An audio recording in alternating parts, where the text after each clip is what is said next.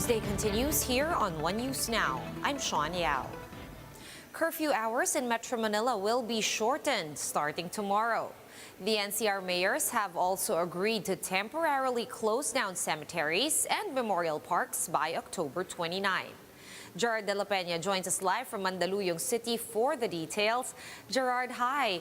What was the latest from this meeting between the mayors? Well, Sean, Metro Manila mayors have agreed to shorten the curfew hours here in the capital starting tomorrow. And the local chief executives likewise decided to close cemeteries and columbariums during the Undas. The Metro Manila Council has approved a resolution to adjust curfew hours to 12 midnight until 4 a.m. Citing data from the Octa Research Group, MMDA Chairman Benhur Abalos said that cases dropped by over 50% since the implementation of the new alert level system. Reproduction rate also dropped to 0.61 from 1.25 last September 17. With this, the MMC is urging the government to further reopen the economy. They are also appealing to allow more businesses to reopen, especially as the Christmas season is fast approaching. Abalos says they are also looking into the reopening of cinemas since these are being used as vaccination centers already. Despite this, Metro Manila mayors are ordering the closure of cemeteries starting October 29 to November 2. This to prevent overcrowding during All Souls Day. The public is advised to visit the graves of their departed loved ones as early as now. Sean, Abalos said that they are aiming for economic recovery during the last quarter of the year. They are also hoping that there will be no new variant of COVID-19 to emerge anytime soon. Sean. All right, Gerard, what is the maximum capacity now for cemeteries and memorial parks in Metro Manila as it stands? Have they agreed on that? Well, Sean, Abalos said that would depend on the local government units where a certain columbarium or cemetery is located. The activities that will be prohibited inside the cemetery, such as drinking alcohol or playing loud music, and that would depend on the LGUs. Sean. All right, so no different from the usual rules in cemeteries, even without the pandemic. Now, are the Metro Manila mayors seeing a downgraded alert level system for the NCR by next week or after October 15, Gerard? Well, Sean, Abalos said that is their hope to have a lower alert level category for Metro Manila since cases are now going down. But Abalos said that would depend on the DOH, one who decides on that. Sean. All right, I guess a few more days of waiting. Thank you so much for all those updates. Gerard de la Peña joining us live from Baguio City. Thanks, Gerard. The Health Department and other experts have high hopes that Christmas will be merrier this year as cases continue to drop despite the effects of the Delta COVID variant. Greg Gregorio with the details. The Health Department continues to see a downward trend in the number of COVID-19 cases. Since its peak in early September, data shows a 4,000 drop in the 7-day moving average of the daily new cases nationwide. As for NCR, less than 2,000 daily new cases were recorded last week. That translated to positive progress in hospital utilization rate, both for ICU and non-ICU beds. At the national level, ICU bed utilization is still at a high risk, but the utilization of non-ICU beds are now at the safe zone. Only 3 regions are now at high risk. NCR and 7 other regions are now under moderate risk. 6 others are under low risk. Nakita na ho natin na kaya natin lahat pababain ang mga kaso kahit na gaano ka-dangerous ang variant na meron tayo ngayon. And even with the additional 411 cases of the Delta variant, the Octa Research Group says the downward trend may mean victory over the Delta variant surge. Tingin nga natin ito na yung patapos na yung Delta variant. Hindi pa ubos yung Delta variant pero kumukonti na sila. Professor David likewise noted that Metro Manila may be classified as low risk in the next weeks, adding that the alert level 4 may be de-escalated come October 16. Nakikita natin ay tuloy-tuloy na yan hanggang Pasko at magiging maligaya na sana ang Pasko natin. I mean, yan yung inaasahan natin.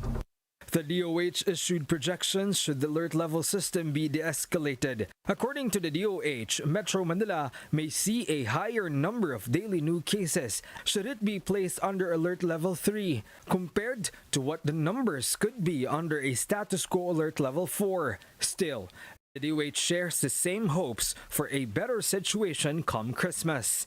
For News 5, Greg Gregorio, we are One News. We'll be back with more stories after the short break. Stay with us here on One News.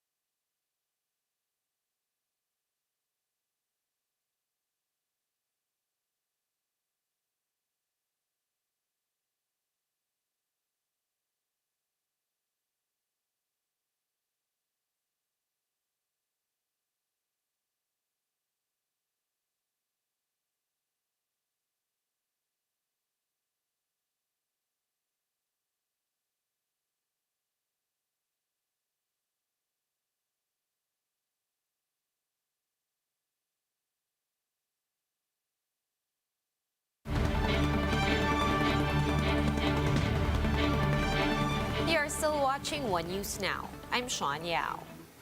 The Agriculture Department has recorded around 29 million pesos worth of damage to crops after Typhoon Maring. Around 28.1 million pesos of this amount are damaged to corn, while 1.29 million in high-value crops were affected. Over 1,700 metric tons of produce have been lost, with more than 1,200 hectares damaged. Around 1,100 farmers were also distressed due to Maring.